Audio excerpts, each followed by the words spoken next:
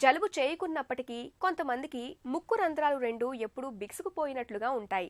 గాలి పీల్చుకోవడానికి తరచూ ఇబ్బంది పడుతూ ఉంటారు. ముక్కు లోపల గోడ వంకరగా ఉన్నప్పుడు ఇలాంటి సమస్యలు కనిపిస్తూ ఉంటాయి. వైద్య పరిభాషలో డీవియేటెడ్ నాజల్ సెప్టమ్ అని, వాడుకలో డిఎన్ఎస్ అని పిలిచే ఈ సమస్యకు కారణాలు, చికిత్స, నివారణ మార్గాల గురించి డాక్టర్ని అడిగి ఇప్పుడు తెలుసుకుందాం.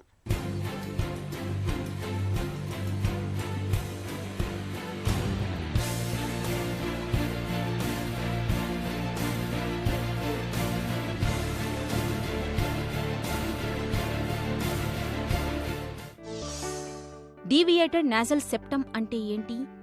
నేసల్ సెప్టమ్ ఏంటంటే ఒక స్ట్రక్చర్ ముక్కుని రెండు భాగాలుగా విభజిస్తుంది అనమాట, రైట్ అండ్ లెఫ్ట్ కింద.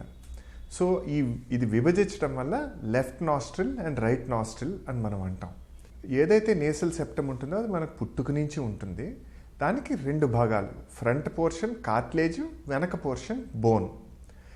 ఈ నేసల్ సెప్టమ్ అన్నది ఏంటంటే మన మౌత్కున్న పై భాగంలో ఉన్న బోన్ మీద కూర్చుంటుంది అనమాట. ఈ సెప్టమ్ కనుక ఉండాల్సిన పొజిషన్లో కాకుండా ఎగుడుదిగుడుగా కూడా ఉన్నా, పక్కకు ఉన్నా దాన్ని డీవియేటెడ్ నేసల్ సెప్టమ్ అని అంటాం. ఈ డీవియేటెడ్ నేసల్ సెప్టమ్ అన్నది చాలా కామన్గా చూస్తుంటాం. ఇన్ఫ్యాక్ట్ ఒక స్టడీలో తెలిసింది ఏంటంటే ఇప్పుడు 100 మందిని మనం కనుక ఎగ్జామిన్ చేసి చూస్తే, మామూలు ఎగ్జామిన్ చేసినా ఆర్ స్కానింగ్ చేసి చూస్తే అందులో 70% మందికి ఇటో అటో డీవియేటెడ్ నేసల్ సెప్టమ్ అన్నది ఉంటూనే ఉంటుంది. సో అంత కామన్గా చూస్తూ ఉంటాం అనమాట. ముక్కు దూలం వంకరకు కారణాలేంటి? డీవియేటెడ్ నేసల్ సెప్టమ్ అన్నది పుట్టుకతో కూడా రావచ్చండి, కంజనేటల్ అంటాం. వంశపారంపర్యంగా కొంతమందికి ఇప్పుడు ముక్కు ఎలా ఉంటుందో అలా రావచ్చు. బేబీ కనుక యూట్రస్లో ఉన్నప్పుడు బేబీ యొక్క ఫేసు యూట్రస్ యొక్క వాల్ని కనుక టచ్ అయినప్పుడు కానీ, ఆర్ డెలివరీ అవుతున్నప్పుడు ఫోర్సెప్స్ లాంటిది ఏదైనా వాడి తీయడానికి, బయటికి బేబీని తీయడానికి యూజ్ చేసిన ఇన్స్ట్రుమెంట్స్ వల్ల కానీ, ఆర్ అంటే బేబీ చాలా చిన్నగా ఉన్నప్పుడు బాగా పడిపోవడం కానీ, క్రేడిల్ నుంచి పడిపోతుంటారు, లేకపోతే నడుస్తూ పరిగెడుతూ పడిపోతుంటారు. అప్పుడు పెద్ద మేజర్గా ఏమీ ఇంజరీస్ బయటికి మనకు అనిపించదు. కానీ ఎప్పుడైతే ఆ ఇంజరీ చిన్నగా దానికి తగులుతుందో దానికి కార్టిలేజ్కి మెమరీ సెల్స్ అని ఉంటాయి, అవి దెబ్బతిని పక్కకి వెళ్ళిపోతుంది అనమాట. సో అది మనకి పెద్ద ఇంజరీ కింద అనిపించకపోవచ్చు, ముక్కులోంచి బ్లడ్ రాకపోవచ్చు, బట్ చిన్న చిన్న ఇంజరీస్ తగిలినా సరే అది ఫ్యూచర్లో పెద్దగా డీవియేటెడ్ సెప్టమ్ కింద తయారై మనకి ప్రాబ్లం క్రియేట్ చేసే అవకాశం ఉంటుంది. పెద్దవాళ్లలో ఇంజరీస్ వల్ల, అంటే స్పోర్ట్స్ ఇంజరీ, బాల్స్ తగలడం వల్ల కానీ, లేకపోతే బాక్సింగ్లో చేతులు తగలడం వల్ల కానీ, ఆర్ క్రికెట్ ఆడేటప్పుడు బాల్ తగలడం వల్ల కానీ, యాక్సిడెంట్స్ వల్ల కానీ కూడా జరుగుతుంటాయి.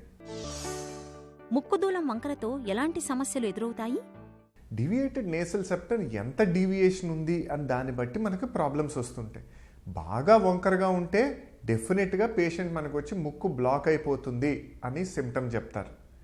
డీవియేటెడ్ నేసల్ సెప్టమ్ బాగా ఎక్కువ ఉండడం వల్ల సైనసెస్కి కూడా వెంటిలేషన్, డ్రైనేజ్ సరిగ్గా అవ్వక కూడా ప్రాబ్లం మనకి క్రియేట్ అవ్వచ్చు. సిమ్టమాటిక్ డీవియేషన్ కనుక ఉంటే, అంటే సిమ్టమాటిక్ డీవియేషన్ అంటే డీవియేషన్ ఉన్న వాళ్ళు ప్రాబ్లం ఉంది అని మన దగ్గరికి వచ్చి కంప్లైంట్ చేసిన వాళ్ళకే మనం ట్రీట్మెంట్ ఆఫర్ చేయాలి. ఇప్పుడు ఇన్సిడెంటల్గా బ్రెయిన్కి సీటీలు చేస్తుంటారు, లేకపోతే చెవికి సీటీ చేస్తుంటారు, ఏదో ఇన్సిడెంటల్గా సీటీ చేస్తుంటారు, అది బయటపడుతుంది డీవియేటెడ్ నేసల్ సెప్టమ్ అని రేడియాలజిస్ట్ అది మనకి రిపోర్ట్లో చెప్తారు. అది ఉంది కదా అని మనం ట్రీట్మెంట్ చేయాల్సిన అవసరం లేదు. అది ప్రజల్లో అది చాలా అపోహ ఒకటి ఉంది కదా సెప్టల్ డీవియేషన్ ఉంది సార్ అది చేసుకోవాలి అని. నో, అది కనుక సిమ్టమాటిక్ సెప్టల్ డీవియేషన్ అయితేనే దాన్ని ట్రీట్ చేయాలి. సిమ్టమాటిక్ సెప్టల్ డీవియేషన్ ఉన్న వాళ్ళు చాలామంది ఉంటారు. నాకు కూడా ఉంది సెప్టల్ డీవియేషన్, దానికి మనం చేయాల్సింది ఏమీ లేదు. Symptomatic septal deviation should be left alone, దాన్ని ఏమీ చేయాల్సిన అవసరం లేదు. దానివల్ల మనకు ప్రాబ్లం క్రియేట్ అవుతుంది అని ప్రూఫ్ ఉంటేనే మనం దాన్ని ట్రీట్ చేయడం అన్నది చేయాలి. ముక్కుదూలం వంకరను ఎలా నిర్ధారిస్తారు? 2 విధాలుగా ఎవాల్యుయేట్ చేస్తాం. 1, పేషెంట్ మన దగ్గరికి వస్తాడు లక్షణాలతో, అంటే ముక్కు బ్లాక్ అయిపోయిందని, లేకపోతే నాకు బ్రీతింగ్ డిఫికల్టీగా ఉందని, నైట్ పడుకునేటప్పుడు బ్రీతింగ్ సరిగ్గా ఆడట్లేదని, ఇలాంటి సిమ్టమ్స్తో మన దగ్గరికి వస్తాడు. వచ్చిన తర్వాత ఎగ్జామినేషన్లో మనకి మామూలుగా హెడ్లైట్ పెట్టి చూస్తేనే కొన్ని డీవియేషన్స్ తెలుస్తాయి. కానీ అన్ని డీవియేషన్స్ ముందర కనిపించే దగ్గరే ఉండవు, కొన్ని వెనకాల ఉంటాయి, కొన్ని ముందు ఉంటాయి. దానికి ఏం చేస్తామంటే డయాగ్నోస్టిక్ నేసల్ ఎండోస్కోపీ అని ఒక చిన్న కెమెరాని ముక్కు లోపలికి పాస్ చేసి దాన్ని చూసి దాన్ని ఎగ్జాక్ట్గా ఏ లెవెల్లో ముక్కులో ఏ డెప్త్లో ఉంది ఈ డీవియేషను, ఆ డెప్త్లో మనకి ఏ ముక్కు యొక్క నేసల్ ఫంక్షన్స్ని మనం ఇది బ్లాక్ చేస్తుంది అని అసెస్ చేస్తాం. మూడోది స్కానింగ్ చేస్తాం. సిటీ చేసి ఎక్కడ అబ్స్ట్రక్షన్ ఉంది అన్నది కూడా సిటీలో కూడా మనకి తెలుస్తూ ఉంటుంది. సో ఈ 3 పద్ధతుల ద్వారా అంటే history, clinical examination, diagnostic nasal endoscopy and scanning, ఈ 4 పద్ధతుల ద్వారా మనం ఈ డయాగ్నోసిస్ అన్నది చేస్తాం అన్నమాట డీవియేటెడ్ నేసల్ సెప్టమ్. ముక్కు దూలం వంకరను ఎలా సరిచేస్తారు?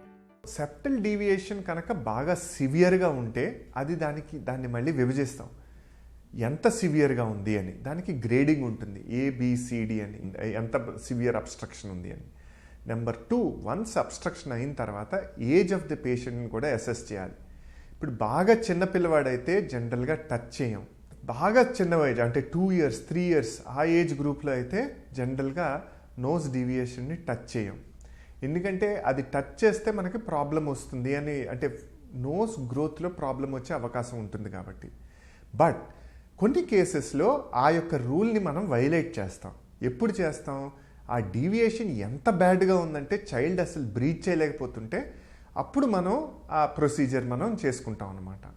ఒకసారి బాగా సెప్టల్ డీవియేషన్ వల్ల బ్రీతింగ్ ప్రాబ్లం వస్తోంది, నైట్ స్లీప్ కంప్లీట్గా బ్లాక్ అయిపోయింది, ప్రాపర్గా స్లీప్ చేయలేకపోతున్నారు అన్నప్పుడు ఇది సర్జికల్గానే తప్ప మెడికల్గా అవ్వదు. అయితే కొన్ని కేసెస్లో సర్జరీ చేయడానికి అది పేషెంట్ అర్హులు కారు. అంటే వాళ్ళు బ్లడ్ థిన్నర్స్ వేసుకుంటూ ఉండుంటారు, ఆర్ వాళ్ళకి ఏ కారణం వల్లైనా సర్జరీకి వాళ్ళు సూట్ అవ్వరు. అలాంటి కేసెస్లో కొన్ని స్ట్రిప్స్ ఉంటాయి, బ్రీత్ రైట్ స్ట్రిప్స్ అని, నోస్ మీద ఇలా పైన స్టిక్కర్ లాంటివి వస్తుంటాయి, ఆర్ నోస్ లోపల బ్రీత్ ఈజీ అని చిన్న నేసల్ ప్రాంగ్స్ లాంటివి వస్తుంటాయి. అది లోపల పెట్టి ఆ నోస్ని ఓపెన్ చేయడానికి అనమాట. అయితే ఇది పర్మనెంట్ సొల్యూషన్ కాదు, అది టెంపరీగా సర్జరీకి వాళ్ళు అర్హులు కారు కాబట్టి మనం వాళ్ళకి అబ్స్ట్రక్షన్ని రిలీఫ్ చేయాలి కాబట్టి ఆ యొక్క పద్ధతులు మనం తీసుకుంటాం అనమాట. లేకపోతే డీవియేటెడ్ నేసల్ సెప్టమ్కి only procedure is a surgical intervention. Deviated nasal septum అన్నది ఒక్కొక్కసారి ఏంటంటే ఎక్స్టర్నల్ ఫ్రేమ్వర్క్ డిఫార్మిటీతో కూడా వస్తుంటుంది. ఎక్స్టర్నల్ ఫ్రేమ్వర్క్ డిఫార్మిటీ అంటే ఏంటి?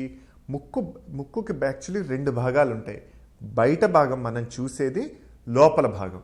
సో డీవియేటెడ్ నేసల్ సెప్టమ్ అన్నది లోపల భాగం, అంటే ముక్కును 2 విధాలుగా దీన్ని డివైడ్ చేస్తుంది. బయట భాగం ఏదైతే ఉందో దాన్ని ఎక్స్టర్నల్ ఫ్రేమ్వర్క్ అంటాం. ఈ డీవియేటెడ్ నేసల్ సెప్టమ్తో పాటు అప్పుడప్పుడు ఎక్స్టర్నల్ ఫ్రేమ్వర్క్ కూడా డీవియేషన్ ఉంటుంది. అంటే క్రుకెడ్ నోస్ డిఫార్మిటీ అంటే ముక్కు కొంచెం వంకరగా ఉండడం కానీ, కొంచెం ఇటు అటు వంగిపోయినట్టు అనిపించడం కానీ, బయట చూస్తే ఎవరిదైనా కొంతమంది వాళ్ళ ముక్కు ఇలా పక్కకు వంగిపోయినట్టు ఉండడం కానీ, ఒక సి ఆకారంలో ఉండడం కానీ, ఇలాంటివన్నీ ఉంటుంటాయి. అలాంటి కేసెస్లో ఏంటంటే ముక్కు దూలాన్ని మధ్యలో కరెక్ట్ చేసినప్పుడు అదే సిట్టింగ్లో ఈ ఎక్స్టర్నల్ క్రుకెడ్ నోస్ని కూడా కరెక్ట్ చేస్తాం సేమ్ సిట్టింగ్లో. దాన్ని సెప్టో రైనోప్లాస్టీ అంటాం. 2 కూడా ఒకే సిట్టింగ్లో కరెక్ట్ చేస్తే లోపల ఉన్న బ్రీతింగ్ని ఇంప్రూవ్ చేయగలుగుతాం, బయట లుక్ను కూడా అదే సిట్టింగ్లో ఇంప్రూవ్ చేయగలుగుతాం.